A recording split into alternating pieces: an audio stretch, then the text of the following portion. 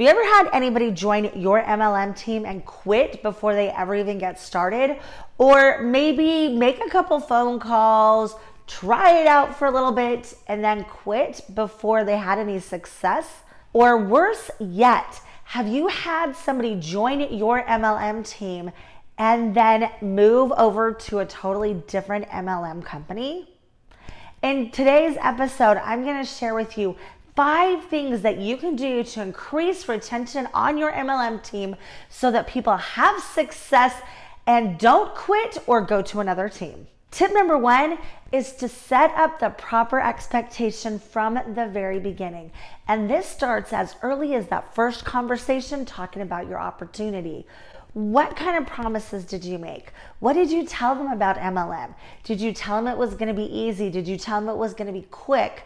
What did you tell them that MLM was going to be like? What words did you use? Did you tell them that it was going to take a little bit of time for them to learn the skills that were necessary to be able to build a global business? If you set them up for success with the proper expectations in the beginning, if it takes them a little bit of time to figure out how to do network marketing, if they have a little bit of rejection in the beginning, if they're a little bit scared, if they're not sure how to start, as long as you set up that proper expectation, they will stick around long enough to be able to figure out some of the skills that are necessary in order to have success and in order to build a network marketing team. Another thing that you can do along with setting the proper expectation is to go to the company website and look at the frequently asked questions. What kind of questions do people have as they are starting with your MLM company? Do they have questions about the product? Do they have questions about the business? What are their general questions? Also, think back to questions that team members have asked you and think about the questions that you've asked yourself. As they get started, let them know up in advance, hey, these are some of the frequently asked questions. Let them know that what they're feeling and this learning curve is perfectly normal. Let them know that it's okay to maybe get a little bit of rejection in the beginning, that it's okay to be a little bit scared as they're learning this new skill and talking to their friends. Let them know that what they're going through is normal. You can also share stories about your journey. What did it feel like when you got started? How did you overcome those fears? What did you do to have success in your business? As you share your journey, as you answer these questions, they will know that what they're doing is perfectly normal, and as they watch you and your journey, they'll know that they can also do it too. Tip number 2, realize that you are a guide and a mentor, but you are not their boss. Ultimately, it is up to them to decide if they want to do it or not. It is your job to give them tools in order to succeed. Chances are that they've already got a full-time job or a full-time life, either working at a 9-to-5 or maybe being a stay-at-home mom, being 24/7. They've got busy lives. If you bug them and hound them and call every single day to ask if they've done what they were supposed to do, chances are that they're not going to stick around very long. I was so excited when I got my first distributor. In the beginning, I built my business belly to belly and kneecap to kneecap, doing home meetings and one-on-one meetings at coffee shops around town, making 3-way phone calls. And I gotta admit, I hated every minute of it. I didn't like that feeling. I was always scared that I was gonna get rejected. And so when I got those first few team members, I was so excited because what I thought it meant was that I no longer had to call my own people. I no longer had to work on my own business, but now I could just solely focus on working on my downline's business. There's 2 problems with that. The first part is that you are a guide and a mentor. You are not their boss. And so that's going to be really annoying if you're always checking in to make sure that your downline is doing the things that you want them to do. Secondly, The best way to lead is by example. The speed of the leader is going to dictate the speed of the team. If you're not doing something, chances are really high that the people underneath you and the people on your team are not going to be doing those things as well. So if there's something that you want your team to do, instead of calling them and sending them texts and hounding them about doing that, just do it. And as you do it, your team will also do it. Tip number 3, make it really easy to get to the events. Use these events to create relationships. As you create relationships with the people on the team, your team members are going to look forward to the events.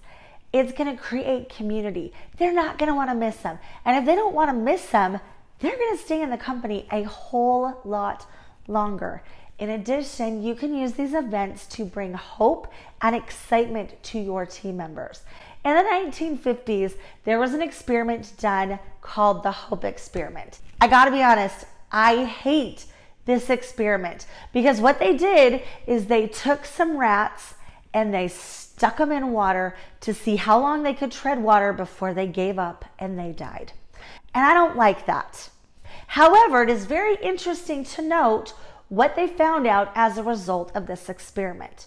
When they did it with the domesticated rats, the first couple of rats that they put in there gave up really quickly within a matter of minutes and drowned. The next couple that they put in, however, lasted for about 15 minutes, treading water, not giving up hope that they were going to be able to get out of this container of water. When they did this same exact experiment with wild rats, they figured that these wild rats would last for a really long time because they were fighters. They were used to swimming. They were used to being out and making their way on their own. Interestingly enough, though, these wild rats gave up treading water and drowned within just a couple of minutes. As they looked back at their data and they looked at how the rats reacted, they realized that maybe the reason that some of these rats didn't give up was that they had hope that somebody was going to rescue them. They had hope that they were going to be taken care of because they were domesticated rats. So in their second round of experiments, they actually let the rats tread water, and when they knew that they were at the point of giving up, they scooped the rats out of the water, they fed them, they petted them, they comforted them, they let them rest, and then they put them back in the water again to see how long they could last. And this time, the rats lasted for hours because they had hope and belief that they were going to survive. They had hope and belief that somebody was going to help them out and that somebody was going to save them and that there was somebody that was going to rescue them and show them the way out. The same is also true of your team members. By attending events, they are given hope and belief as they connect with other leaders in the company that are sharing their journey of how they got success. They're sharing how they did it. And as your team members come, they're going to be able to see that other people have had success that were just like they are. And if that other person that was just like they are can do it, then they can do it too. And they're going to make connections with other leaders that would not be possible if they did not attend these events. In addition, they're also going to learn different perspectives and different ways of doing them. There are things that they will learn from these other leaders that even if you tell your team members, they simply won't do. But because they're learning it from somebody else, they'll listen differently and they'll actually go out and take action and start having success. Some of the things that we've done to make it easy to get to events on our team is that we've arranged for carpools. When we've gone to events that were out of town, we helped people find ways to get to the hotel. We've shared hotels. We've rented Airbnbs. We have a specific section in the room that we sit every single time so that people know where to go, and we've made it fun to attend by going out to eat afterwards, by going out for karaoke, by going miniature golfing, by doing fun events and parties so that you don't want to miss out.